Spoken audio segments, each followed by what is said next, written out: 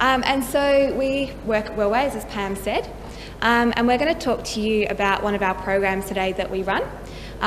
So it's called Wellways to Health, and it helps individuals to improve their overall mental health and well-being. And it's really relevant to the topic today about increasing and improving mental health in workplaces, because they are actually free programs that we run for people in the community. And we've got a number of courses going on at the moment all over the state. We also go into workplaces and offer this as a program that we can deliver to the staff or any volunteers within workplaces themselves. So the program is based off the Optimal Health program, which was designed in Melbourne through St Vincent's Hospital. And today we're going to deliver a couple of the modules from the program itself, just to give you a bit of an idea about what it is. Give you an idea about what it is, and hopefully some tools that you can take back to your workplaces as well. All right, so what is optimal health? So it's the balance, it considers a balance of a person's physical, emotional, social, spiritual or their values, their occupational or their engagement, and the intellectual needs of a person. So when we think about our health, a lot of people just think about their physical health, but it's actually a combination of all these different areas. So as Pam said, we want this to be really interactive, this next part of the session. So I'm going to throw some stuff back to you guys. So if you consider your physical health, what kind of things do you actually think about?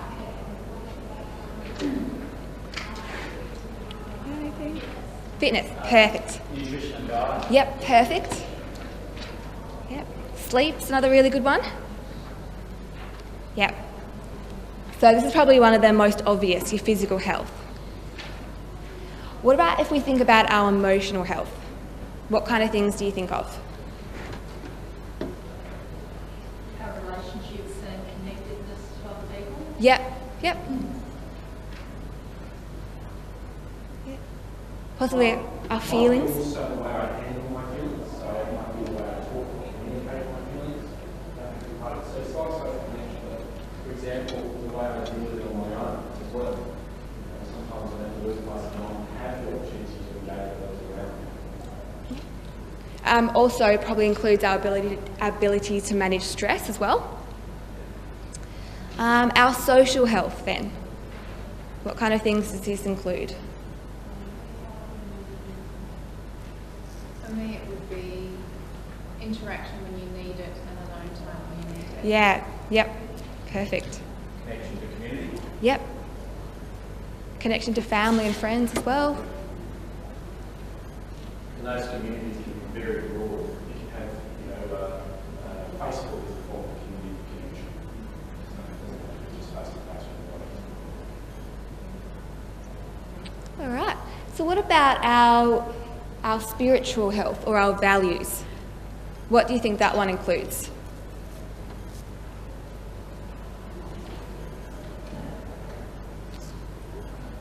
Might be how well you're living in alignment with your values and beliefs. Yeah, absolutely. Yep. So for some people this... Yeah, absolutely, yep. Yep. For some people this may include belonging to some kind of religion, but it doesn't have to be. So yeah, you guys summed it up really well. It's how well you feel that you're working in line with your values and beliefs, and having a purpose and meaning for what you're doing as well. What about your engagement or your occupational health?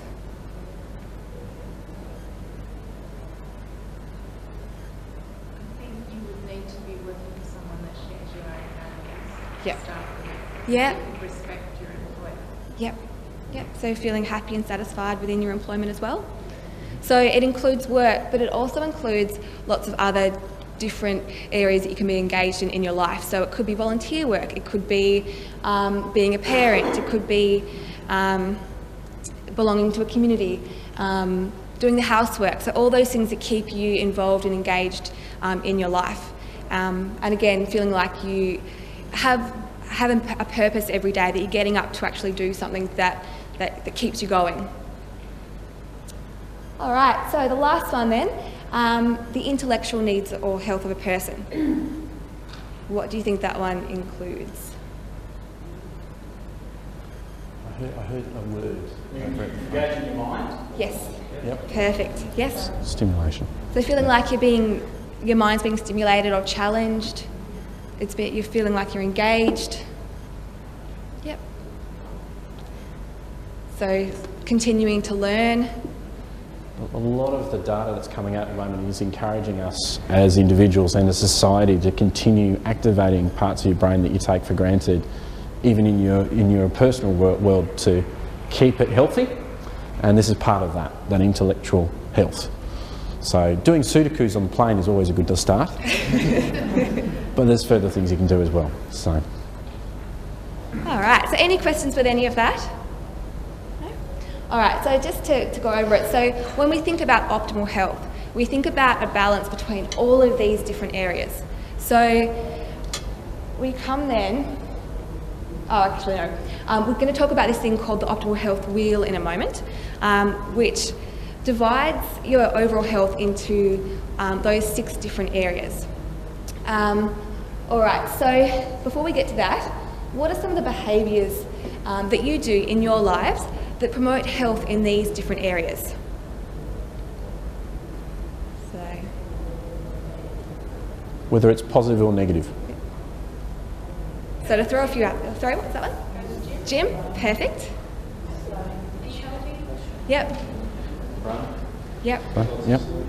Yep. I'm hearing a lot of physical health ones. Socialise. Yep. Yep. What was that one?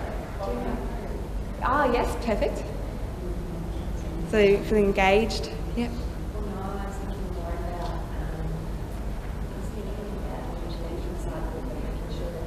Yep. Yeah. Yep.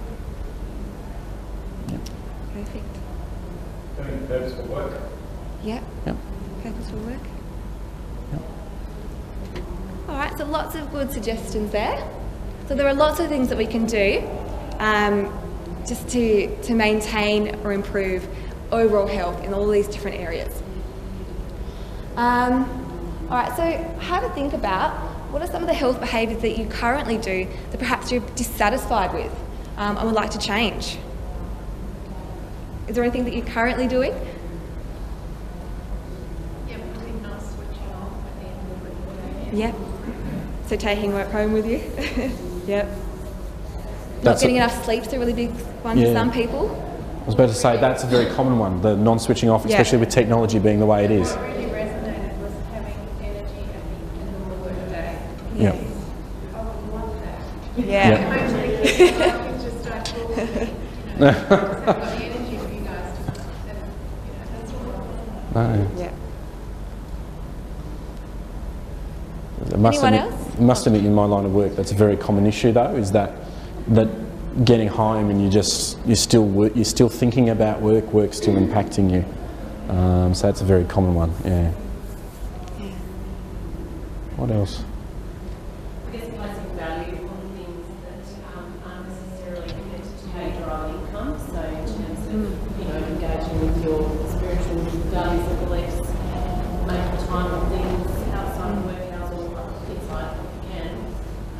That increases your sense of satisfaction, Yeah. creativity, engagement. Yep.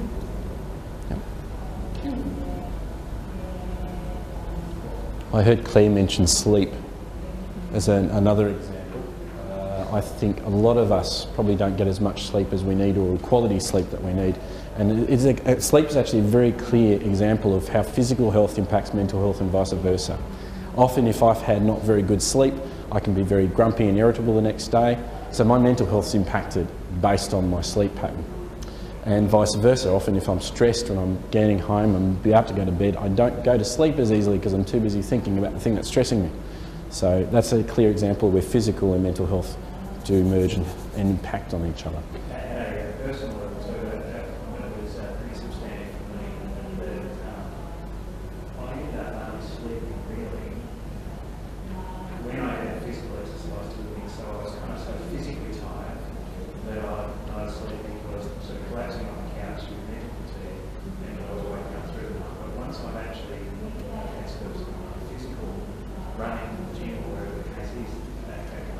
me, but it's different for everyone. All right, anyone else got any suggestions of things they're dissatisfied with? All right, so we'll keep moving on. So as I mentioned before, we've got this thing called the optimal health wheel. So this breaks up our health and wellbeing into those 6 different areas. Now you should all have one, hopefully, on your tables. What I want you to do is take some time to have a think about how you feel about your health in each of these different areas, and rate how satisfied you are with them. So going from 0 to 10, being how satisfied you are in each of those different areas.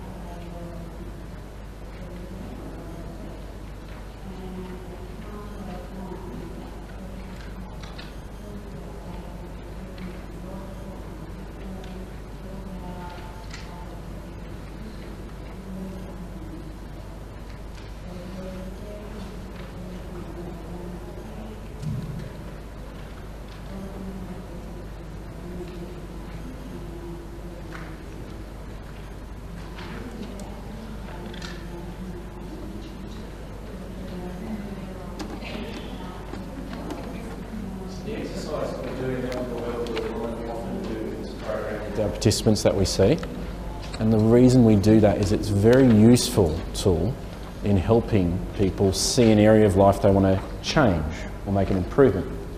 Often when we're looking at our life as a whole, we sometimes struggle to see where exactly I can go to change something I want to change, and then we sort of get stuck in that routine. What this exercise does, by breaking it down to those 6 compartments, is by actually going, oh, out of the 6, this one's the one that scores this low. I'd like to see that improve. And then you focus your attention on that one. Does that make sense? So just looking at those wheels, just for yourself, I just want you to reflect on one of those 6 compartments in particular and look at and think, is this what I would like that to be? Is that the score I would like that to be, or would I like that to be higher? And I want you to think about with yourself what you'd like that score to be in the near future. And I'd like you to think about, okay, so why is this score this number? What is something that I can change? What can I start doing now to improve that score in that part of my life? Does that make sense? Yep. And even if you use, there's a space next to the wheel to write down some of the notes about these reflections for you to come back to.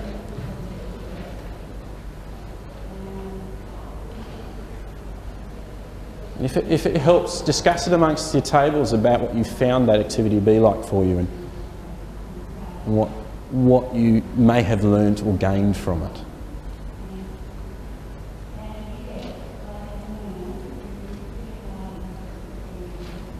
Quick question for you. Yep. As far as the 6 sections, are they equally weighted in your opinion, or is there?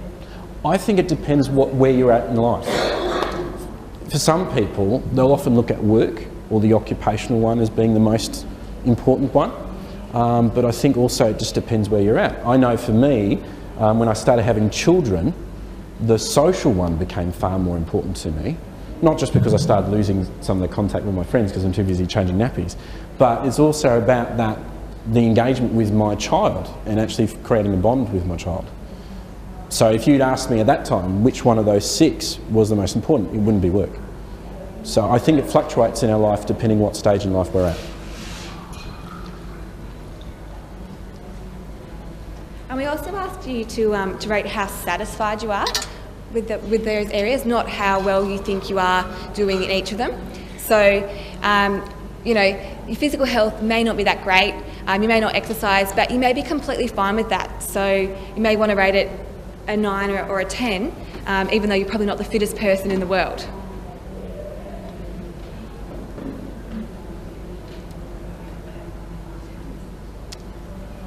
All right. So just to hear back, what did people find that activity like for themselves? Did they gain anything from it, or was it just another... What's some of the thoughts that come out for you?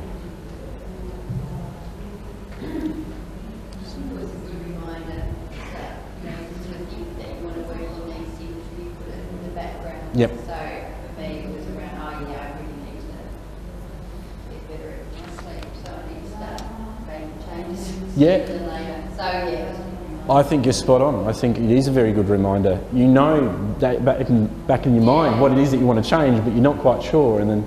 Yeah, you're putting that priority basket thing. Yeah. Yep. I found it quite good to identify, I guess, some overriding things that you could change. I found that for me, I've actually got an 11-month-old, so sleep's not very common. Yep.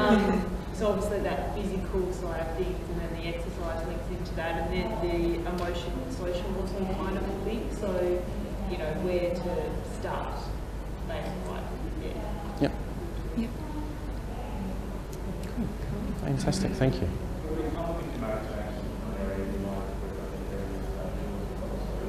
Yep.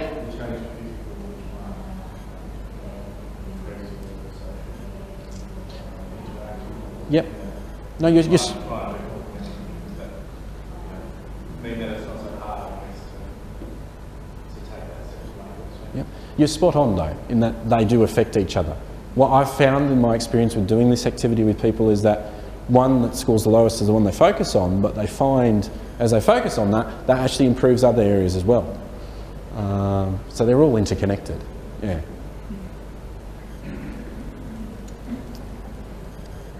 All right, so if we're all happy with that, we might move on to the next part of the workshop that we're going to do, and that's talking about stress. Well, stress and strategies. So strategies for managing stress.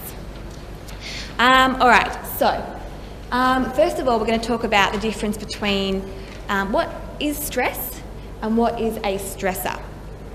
So, what do you think the difference is? What's a stressor?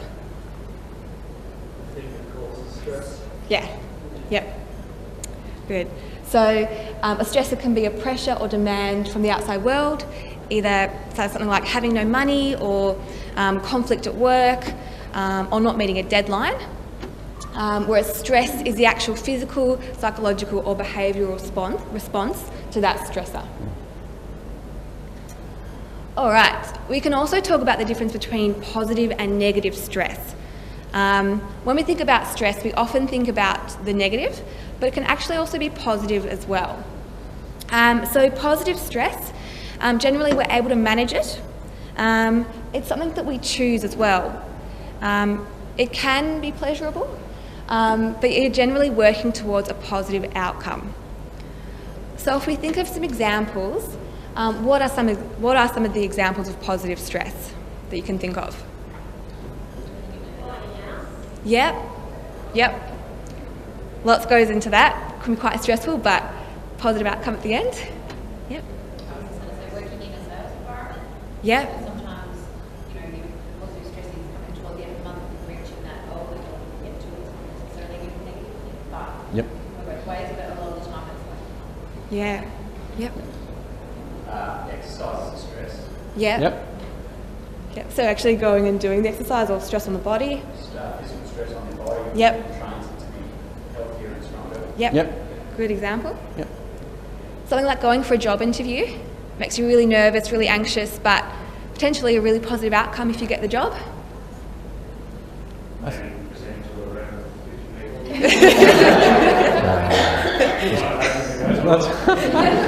Definitely agree with that one. But I think the other thing is too, because as Claire pointed out, we tend to think of stress as very negative, but stress actually can be one of the best motivators to make you move, to make you do some action. Yep. So if they fall under these type of points, this is actually a positive stress. Yeah. So. All right, we'll talk about negative stress then.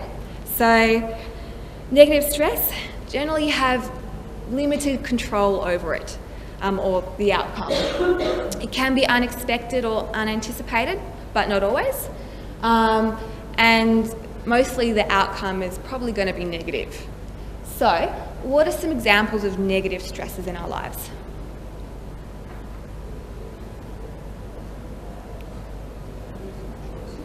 Losing a job? Yep. Studying for an exam, and I haven't studied for the exam, and the exam's just there. Illness, yep. Or death of a loved one. So what was that one? Yep. Yep. Relationship breakup, yep. A workload that's just beyond your capacity to achieve, particularly if it's over an extended period. Yep. Yeah. Debts, yep. So financial stress is often a big one for people. Yep. So lots of good examples there as well. So if you were to do a Google search online, these negative stress and positive stress actually have scientific terminology. So they actually are given terms. And positive stress is the word stress with the letters EU in front of it. So if you did a search for that, it will give you some definitions around positive stress. And negative stress, the actual scientific term they give is distress. So stress that actually doesn't help me, it prevents me from moving. All right, so what happens in our body during a stressful event? So we break it down, a stressor occurs, and then we respond. Adrenaline is released, and this provides us with a surge of energy to be able to react quickly. So if we, look at an example of almost being in a car accident. So a car pulls out in front of you, so that's the stressful event that happens. Adrenaline is released, and this allows your body to react really, really quickly. So you get this surge of energy, you slam on the brakes to prevent the accident from occurring, and then you might notice some physical changes in your body. So your heart rate increases, you feel shaky, you feel tense, you feel sweaty, and that's all a response from what's happening internally. All right, so have a think about a recent stressful event that's occurred in your life. It can be at work, it can be in your personal life, but just one that you can think of that's happened in the last week or two. All right, so what are some of the physical signs that you may have noticed during that event? So did you notice that you're sweating, churning stomach, muscle tension? Did you feel shaky? What other symptoms may you have noticed?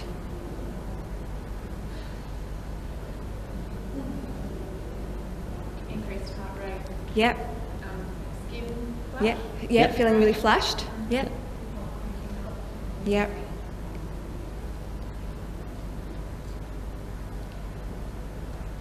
For some people, if they get stressed, they can get fidgety. So some of that energy is coming out by, my leg jumping around or my movement of my hands. Yep. May it stimulate some negative thought process rather than a positive one. Yep. Yep. So then we move into the psychological signs. So like you said, so negative thinking. So we have our physical response. We also have our psychological response. So what's going on inside our minds just after that event. So negative thoughts, you may feel frustrated, feel overwhelmed, anxious, or feelings of difficulty coping. What else may you have thought in that time of that stressful event? Mind went blank? Yep. Yep. Yep. Yep.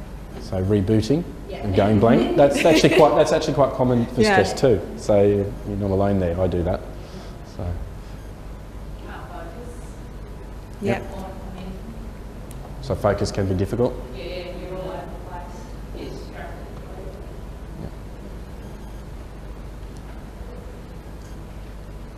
All right, so we then have our behavioural response. So what did you do after the event? So for some people, they may turn to alcohol, they may go into avoidance, so stop leaving the house, isolating themselves, procrastinating, feeling really unmotivated, so just avoid the task they've got to do. What are some other things that perhaps you did in response to a stressor? Nail biting, yep. Stop your exercise and Yeah, Yep. yep. Some people, when they get stressed, they avoid sleep. They don't want to go to sleep. Some people, it's the opposite of that. So you've got, extremes, but yeah. Eat, yep. Eat or not eat. Yep. All right. So, I guess one of the things that's really relevant to the workplace is this thing called cumulative stress. So, everyone experiences stresses in their lives, even these little things called daily stresses, so little things that occur, and mostly we're able to deal with them. But when they accumulate over time, so lots of things are happening for you. You may be having difficulty at home. You may have gotten in your car and then someone pulled out in front of you and it was really stressful. You get to work, you have conflict with your colleague, or you miss a deadline. All these things start to accumulate. And that's when stress becomes really, really overwhelming. So that's when it's really important to put these things called strategies in place to be able to manage stress. So strategies are skills and activities or behaviours that we do that help us to respond to a stressful situation. So they can be things that we do on a daily basis just to maintain our wellness. So things that we do even unconsciously that we don't think of. So it could be getting up every morning and going for that morning walk or to the gym, eating a good diet, watching your TV show at night to unwind, having a hug with your children, just those things that you always do into your routine that you know help you to feel well. All right. We can also implement strategies in our life for when things aren't going the way that they planned, so you feel like stress is accumulating and you need to give yourself a bit of extra care. So what are some of the things that you do to help manage stress? Talk it out, yep. Exercise, yep. Into nature, or escape into nature. Yep, escape to nature. Yeah, reading a book. Yep. I love pets. Yeah? Pets are really good therapy. Yep. Yep. Pets, yep, they're good. And the interesting thing is, while I'm hearing some people say things, that some bits that work for one person mightn't work for another. And we are very individual, so it's good to understand what works for us and engage in those activities that work for us. I know that pets, for example, would stress my wife out, so it doesn't help her. But, for me it works well, hence the reason we got two. So, yeah. So if we bring this back to the workplace, so you're feeling really stressed at work, things aren't quite going your way, you're having a really terrible day, what are some extra things that you can do to help maintain wellness or to help reduce that stress? I go for a walk and I reframe thinking. Yeah, yep, so, yep, just leaving the office, going for a walk around the block. Yep, Look at whatever it is, and I reframe it from yep. Yep. So one of the examples we had before was talking it out, so maybe talking with a colleague or a manager.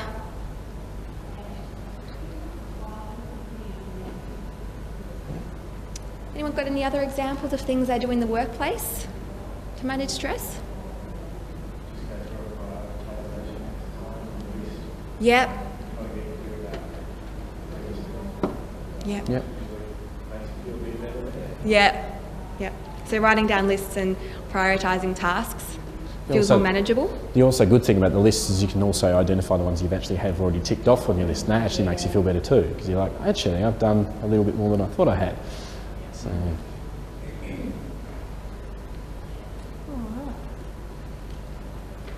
So have a think about some of the strategies that you personally use and how effective they are.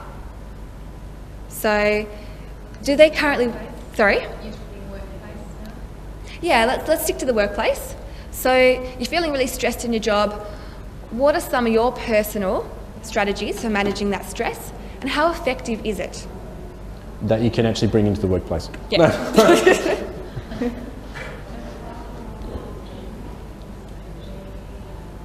So we had the example of taking a walk around the block. So, you know, how effective is that for you? Does that help you to calm down? Does that help you to reset? Yeah. Music through headphones, so I find classical music quite relaxing and under pressure. So if I'm working on something that's quite time front, I'll listen to that through headphones while I'm working. Yep. So listen to music, really good one. Yep. It's a very useful one. Breathing, yeah. Yep. Deep breathing, meditation. Yep.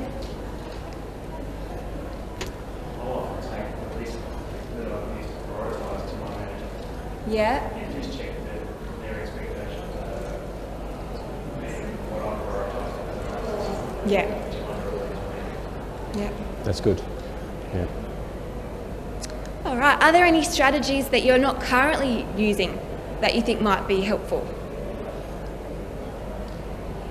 Perhaps, you know, if you want to take something away from this workshop, it's a new strategy that you could implement into your daily work life.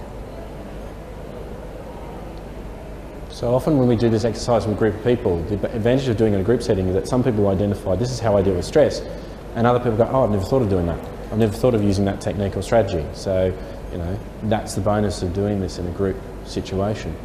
I actually really appreciate Mark's one there. Gentlemen here talk about writing a list, because that often helps me. Often you become overwhelmed, and you sometimes write it down and think, oh, actually it's not that bad. And the next step of taking it to your manager and actually reconciling that with what they see your priorities as, that's really helpful too. Yeah. The other thing you can do there is if you are the manager or people that actually delegate or ask for help. Yep. Yeah.